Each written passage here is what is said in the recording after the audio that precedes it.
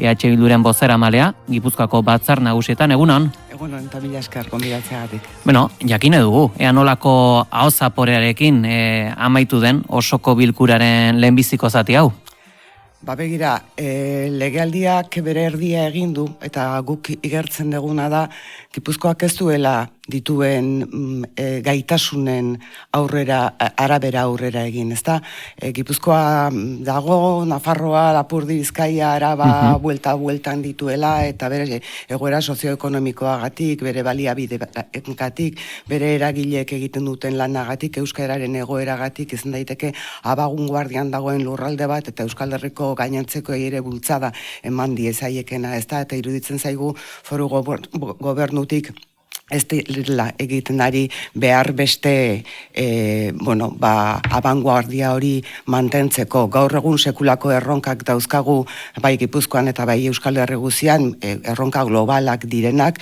Uste dut momentu oso konplexu bat bizi dugula aldagai ezberdinek ongi adirazten dutena eta ongi markatzen dutena zergatik, eta ezin dela egin politika bat nolabait esateko momentuari bakarrik erantzuteko partxeak bakarriz jantziz egoera global horrek irentzi egin gaitzakeelako, eta iruditzen zait askoz ere politika publiko ambiziosoagoak, eraldatzaileagoak egin behar direla gaur egun aurrez aurre ditugun erronkei erantzuteko.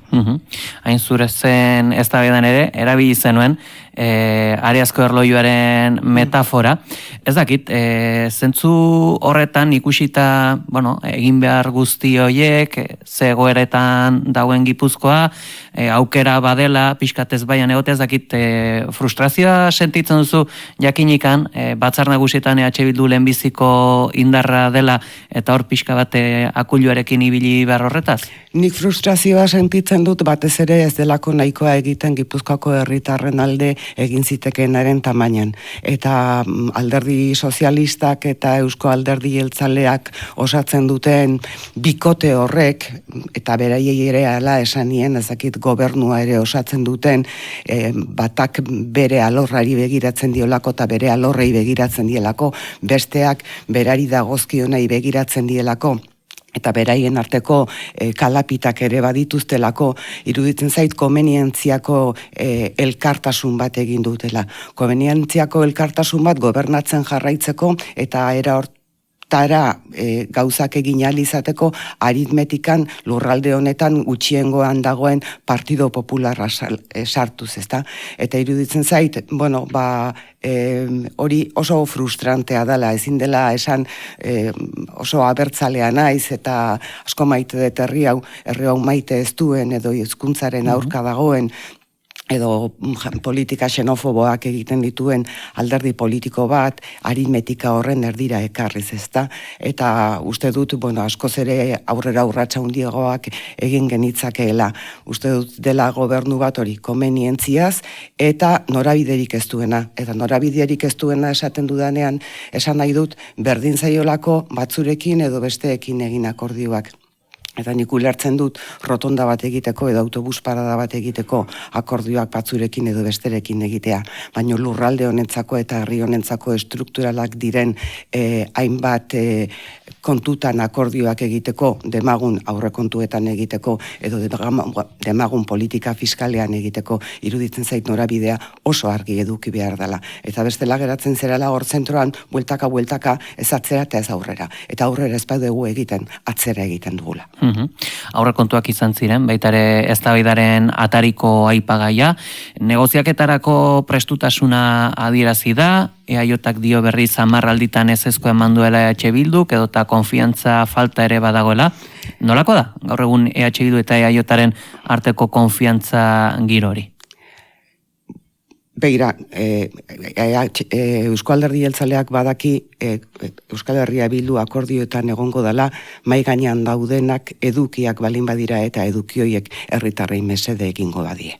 Edozein kasutan iaz egin genuen bezala aurten ere proposamen globala egingo diegu EAJari eta Eusko Alderdi Sozialistari herri honetako, zati honetako, hau da Araba Bizkaia eta Gipuzkoako erakunde nagusietarako, bai legebiltzarrerako, baita 3 aldundietarako ere. Proposamen global bat iruditzen zaigulako egun ditugun erronkek beste ikuspegi global batetik aztertu behar direla, era efizienteagoan, era eraginkorragoan aurrera egiteko eta bakoitzak dituen eskumenak errespetatuta ere askoz ere hobeto erantzun ahal izango diegula begirada horrekin eta ikuspegi global horrekin. Dagoeneko, bai Eusko Alderdi Jeltzaleari eta baita Alderdi Sozialistari ere gutun bana bidali diegu proposamen hau berretsiz. Konbentzituta gaudelako gaur egun bizi dugun momentu konplexu honetan, eta momentu konplexu hori guk marrazten dugu, bospasei hildo kontutan izan da, ezta? Batetik demografiaren beheraldia, azken 50 urteetako jaiotze tasa txikiena dago Gipuzkoan. Bestalde batetik oso aurre ikusita zegoen gizartearen zahartzea. Migrazioak ezin ditugu begiratu bakarrik sarri askotan begiratzen ditugun ikuspegi merkantilista batetik, hau da behar ditugu, langileak behar ditugu, herri hau eraikitzen lagunduko digutenak, hori ere egia da, baina era berean egin beharko dugun azterketa da nola integratuko ditugun egoki komunitate honetan izango ditugun erkide berriak. Begiratu behar diogu gure ekonomiari eta gure ekonomiaren motorra izan den industriari eta ditu nahultasunei momentu honetan baditu eta inteligentzia artifizialak eta gainerakoek ekarriko dizkiguten mundu aldaketei ere begiratu beharko diogu eta halabeharrez krisi klimatikoak aurrez aurre jartzen dizkigun erronkei. Ez da nik uste dut borsei erronka horiek egiten dutela konplexu momentu honetan bizi dugun egoera eta konplexutasun horri begiratuta egin behar ditugun politika publikoak ez dira orain arte egin ditugunak, kapazak izan behar dugu eraldatzeko eta gainera eraldatzeaz aparte herritarrak, gizarteragileak beste era batera engaiatzeko erronka hoien aurrean. Iruditzen zaidalako batetik askoz ere gobernantza demokratikoagoa dela, baina baita bestetik ere ditugun erronka hoien aurrean ezinbestekoa izango dela horien guztien parte hartzea, ezinbestekoa izango dela. Uste dut herritar bakoitzak beti esaten dut hau, baina alasin etxitan dagoen tokitik egunero eraikitzen duela herri hau, eta dagoen tokitik dela protagonista herri hau eraikitzeko garaian, eta eraldaketa horiek egin behar diren garaian eta politika publiko horiek diseinatu behar diren garaian ere erdigunean egon behar dutela. Eta gutun horiek bidalita, ezakit erantzunik egon da, lehen bilerarik egon da, edo? Gutun horiek bidalita daude, guk iaz nahiko argi esan genuen guk egindako planteamentu global hori iruditzen zitzaigula ezinbestekoa zela eta iaz egin, baina datozen urteetarako ere oso baliagarria izango zela, esan da bezala dauzkagun erronkak ez direlako nola nahikoak, eta erantzun baten zain gaude. Horrek badauka beste deribada bat gainera, izan ere legebiltzarrean Eusko Jaurlaritzak adibidez badauka nahikoa gehiengoa, ez da? Baina ez Araban eta ez Gipuzkoan ez daukaten nahiko gehiengorik, eta uste dugu herritarrak askoz ere herritar kopuru askoz ere handiagoa batuko lukeen akordioak egin genitzakela, akordio global batean egonda eta Euskal Herria Bildu ere akordioetan egonda. Gu arduratuta gaude, besteak beste ikusten dugulako bai Eusko Jaurlaritzatik eta baita Gipuzkoako diputaziotik eskua berdin luzatzen zaiola Euskal Herria Bilduri edo Partido Popularrari. Eta lehen esan dizkizudan arrazoiengatik, ez politiken norabideagatik, ez da gauza bera bati edo besteari eskua luzatzea, besteak beste proiektu erabat antagonikoak garelako. Eta proiektu antagonikoak garenez, aurrekontu batzuen norabidea, aurrekontu batzuk ez da bakarrik ze 4 gauza 5 17 egingo ditugun baizik eta ze norabide hartuko duten politika publiko horiek. Orduan ikuste dut estrukturalak diren gauzetan ezinbestekoa dela argi edukitzea nor nahi dezun bidelagun izatea. Euskal Herria Bildu bidelagun izango da gaur egun herritarrek dituzten arazoei erantzungo dieten aurrekontuak mai gainean balin badaude, etxe bizitza mai gainean balin badago, zaintza mai gainean balin badago, gazteek beraien bizitza proiektuak aurrera eramateko jarri daitezken bideak mai gainean balin badaude, berdintasunaren aldeko urratsak emateko estrukturalki behar diren aldaketak egiteko norabideak mai gainean balin badaude. Hau da, guk gure hitza zor diegu bozka eman zigutenei, baina oroar herritar guztiei. Gu herritar guztiei zor gatzaizkie, eta herritar hoien mesedetan eta herritar hoien kezkei erantzuteko gaude hemen, eta horretan egongo gara. Orduan uste dut garrantzitsua dela aukeratzea norekin egin nahi duzun bidea. Aparte utzita, zer nolako anomalia dan, ez da, gaur egun Partido Popularrarekin Alderdi Sozialista adibidez, ikusten badezu Espainian, etengabe zer nolako borroka latz eta gordinean dabilen, eta hemengo anomalia hau onartzea besterik gabe, ez da, anomalia horrek nik uste dut desafekzioa ere sortzen duela, hemen A esan eta B esaten balin badezu, horrek desafekzio bat ere sortzen duelako. Hain zuzen, iaz, esaterako aurrekontuen eztabaidan elementu gakoa izan zen, zaintza, eta propioki iragarri du Foru Aldundiak zaintza enpresa publikoa sortuko duela. Zer iruditzen zaio EH Bilduri proposamen hau? Batetik esango dizut politika generaleko plenuan bertan jakin genuela, eta ez dugula ezagutzen enpresa horren letra txikia, ez dakigula zeintzuk izango diren hain zuzen ere xehetasunak, eta xehetasun horiek jakin gabe izan daiteke iragarpen efektista bat, edo izan daiteke bere bidea egin dezakeen proiektu bat ere, ez da, udalek ere ez daukate honen berri, eta nik uste dut zaintzak udalak, diputazioa eta besterakunde batzuk barne biltzen dituen neurrian guztiek jakin behar luketela zertaz ari garen, ez da? Baina batez ere nik plenu horretan bertan galdera batzuk egin dizkion diputatu nagusia den Eider Mendozari, ez da? Besteak beste, kenduko dugu zaintzak privatizatzeko bidea orain arte dagoen bezala ekuaziotik, edo ez dugu kenduko. Emango ditugu urratsak jakinda zaintza Araba, Bizkaia eta Gipuzkoan gure legearen arabera eskubide bat dela, kopagoan aurrera urratsak emango ditugu alik eta jende gehienak alik eta gutxion ordaindu ahal izan dezan bide bat egin dezagun. Etxez etxeko zaintzaren inguruan etxe egingo balin bada, etxez etxe egiten dan horretan bertan dauden langileek izango dituzte lan baldintza duinak, edo lan baldintza horiek era lausoan begiratuko ditugu, eta etxez etxeko zainketa horrek izango ditu baliabideak etxetik kanpora egingo balitz bezala egiteko. Askotan hitz egiten dugu zaintza sistema eraldatzeaz, zaintza sistema komunitarioaz, eta badaukat errezeloa askotan esaten diran gauza hoiek esaten direla, baina esatearen indarrez ustu egiten direla kontzeptu hoiek.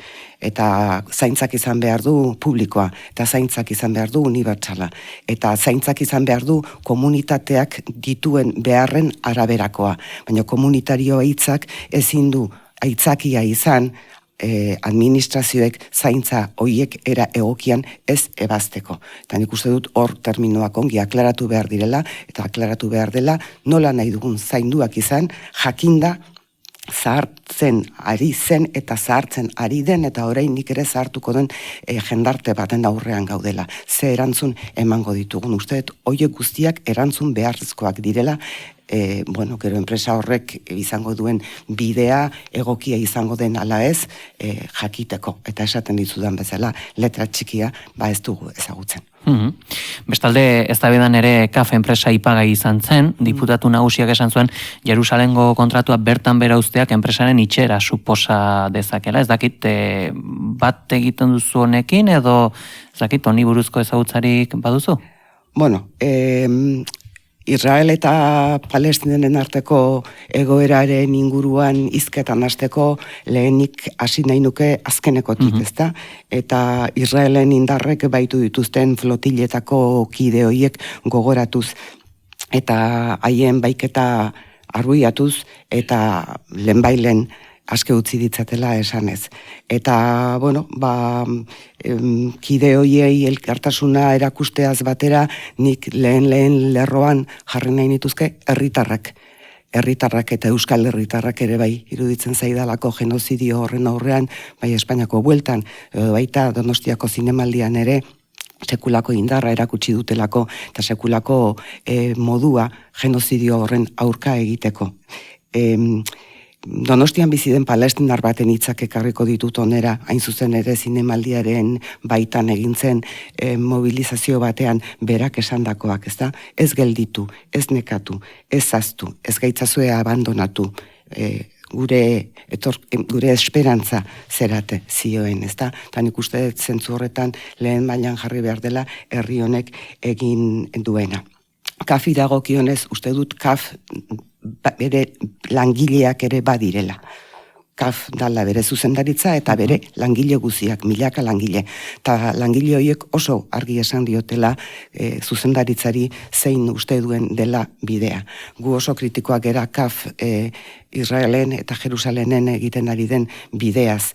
Eta uste duguna da, kafek berriz ere hausnartu egin behar duela, zer daukan, zer egin dezaken, zer dan eskuartean daukana, genozidio hori gelditzeko eta genozidio hori aurre egiteko. Berriz ere hausnartu behar duela, bere langileak, bere milaka langileek, kafere badiren milaka langile horiek esan dioten bezala. Bestalde, bolo-bolo dabil ere, estatusaren inguruko eztabaida, baina ez dakit ere, eztabaida hau herrialdetara heltzen ote den, ikusita foru aldundiek badutela, eskuduntza, erabakitzeko ahalmen ezberdinak dauzkatela, ez dakit, instituzio hauetarako, aldundietarako nolako berrikuntzak jaso beharko lituzke estatu berriak? Estatus berriak? Bai. Bueno, nik uste dut estatus berriak dagoeneko bere garaian adostu genituen oinarri eta printzipioetan jasotzen dituela hain zuzen ere herri honentzako eta lurralde guztientzako ildo nagusiak.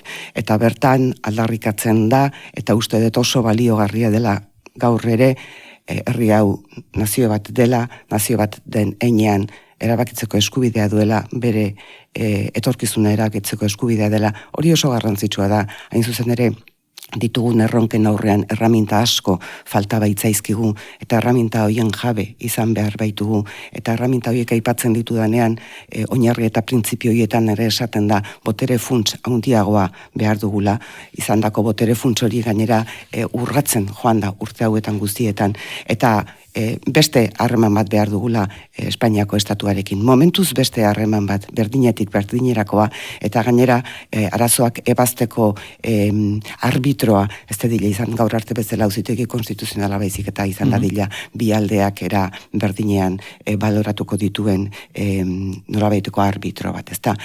Zentzu horretan Gipuzkoan nik uste dut batzar nagusietan bertan aldarrikatu izan dugula, behar dugula beste gobernatzeko modu bat, behar dugula beste harreman bat Espainiako estatuarekin herri baten zati garen heinean gure hizkuntza, gure beharrak eta herritarren beharrak babesteko erramintak behar ditugula eta Gipuzkoa beste hainbat gaietan aintzindaria dan bezala uste dut aintzindari izaten jarraituko duela herri honek behar duen estatus horren bultzatzaile lana egiten. Eztabaidara bueltatuz, abiadura handiko trenare, aipa gehiatako bat izan zen, hau ere pasaden udan, eztabaida gai izan zen, eta hor gogoan dugu, hor Mendozak Santan hori bilera eskatu ziola, hau Gipuzkoarra izan arren ere berandu eskaini zion bilera, berritasun handirikan ez da, Ezkio itxaso, Gipuzkoa, ez dakit, pototxonekin, Gipuzkoak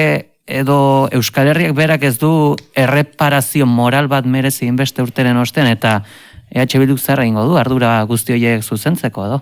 Begira, nik lehenengo gauza esango nukena da, momentu honetan, oraindik ere, ez jakitea, abiadura handiko trena nondik pasako den, dela herri honi egiten zaion burla bat, eta dela gestio oso txar baten erakuslea. Ez dakigu nondik pasako da, esan zigutenean 2010erako edo espazegoen martxan herri honi kalapita izugarriak ekartatuko zitzaizkiola. Eta gaur egun oraindik ere ez dakigu nondik pasako dan.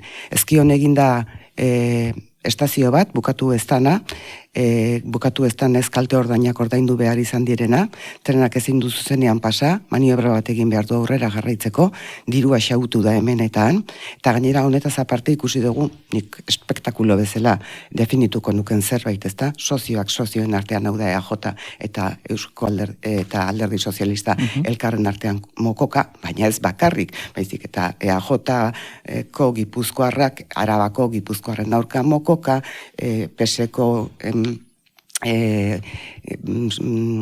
Arabarrak Gipuzkoakoen aurka mokoka, haiek suabeago agian, beraz, hau zer da 20 urte eta gero. Hau zer da, erreparazio morala baino gehiago babestu ditzagun ditugun erronken aurrean herritarrak. Eta momentu honetan krisi klimatiko, krisi ekosozial baten aurrean gure mugikortasun ereduak aldaketa handi bat behar duenean ikuspegi askotatik egin dezagun tren sozial bat. Askotan esaten didate inguruan ez ere esan nahi dudan tren soziala esaten dudanean, bateren bat herritarrentzat izango dana, herritarrak puntu batetik bestera lehenbailen emango dituena, eta erraztasunak emango dizkiana bere kotxeak alde batera uzteko. Uste dut garraio publikoaren inguruan ere urratsa handiak eman behar direla arlo askotan, eta tren honek egin dezakeen honena dagoeneko puntu hontara iritsi garenean da herritarrentzat baliogarria izan daiteken tren bat izatea, eta ez leku batetik edo hiriburu batetik bestera bakarrik eramango gaituena. Iruditzen zait dala azkeneko urtetan egin den gestioaren erakusle oso argi bat. Abiadura handiko trenarena, eta da txapuza bat, eta asko sentitzen dudan txapuza bat. Aldeko izan proiektuarekin edo kontrako izan proiektuarekin, ez da onargarria tren honekin eta tren honen inguruan gertatzen ari denarekin.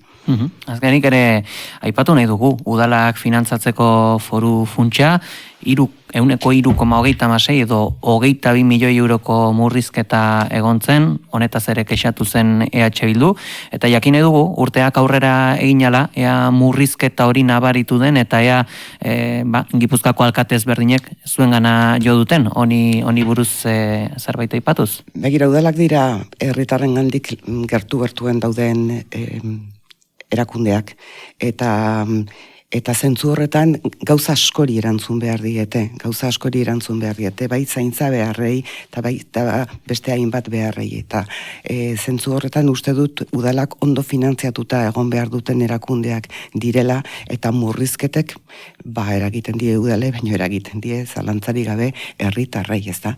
Horregatik guk lan handia egin genuen, eta adostasunetara ere iritsi ginen, fiskalidade justu eta progresiboago bat nahi genuela esan genduenean, eta martxan jarri genuenean ponentzia bat beste inungo lurraldetan jarri ez dena, eta hau azpimarratu egin nahi dut, zegero erabakia harmonizatua hartu omen da, baina besteek ez dute hausnarketa hau egin gaur egun, 21. mendearen lehenengo laurdena gainditu dugunean zer nolako fiskalitatea behar dugun hausnartzeko, eta Gipuzkoan hori egintzan, eta gainera adostasun batetara iritsi ginean Euskal Herria Bildu, Euskal Herria Jeltzalea eta Alderdi Sozialista, eta gero uztailean posible izan zen adostasun hori eten egin zen irailean, eta etorri zitzaizkigun nolabaiteko petatxo batzukin, baina ez diotenak erantzuten estrukturalki sistema fiskal batek eman behar dituen erantzunak bideratuko dituen aldaketa bati, ezta. Aurre ikuspenez lan egin ezkero, jakin behar dugu ditugun erronken aurrean diru gehiago beharko dugula. Eta orain gaur egun langileak direla aberastasunaren banatzaile banatketa handiena egiten dutenak. Eta orduan hor urratsak eman behar dira, hain zuzen ere, bai udalek eta bai ditugun erronkak posible izan daitezen aurrera eman ahal izan ditzagun. Dirua ez da finitoa. Diruak muga bat badauka. Baina herri honek aberastasuna sortzen du. Lurralde honek aberastasuna sortzen du. Eta asmatzeko moduan egon ginen aberastasun hori nola jaso eta nola banatu. Eta hor, beste autu batzuk hartu ziran, orain arte bezala jarraitzeko gutxi asko. Ba, guzti hauekin gaitzen gara Maialen Iriarte EH Bilduko ereduna, Gipuzkoako batzar nagusietan, eskerrik asko goiz honetan gurean izategatik. Eskerrik asko zuei.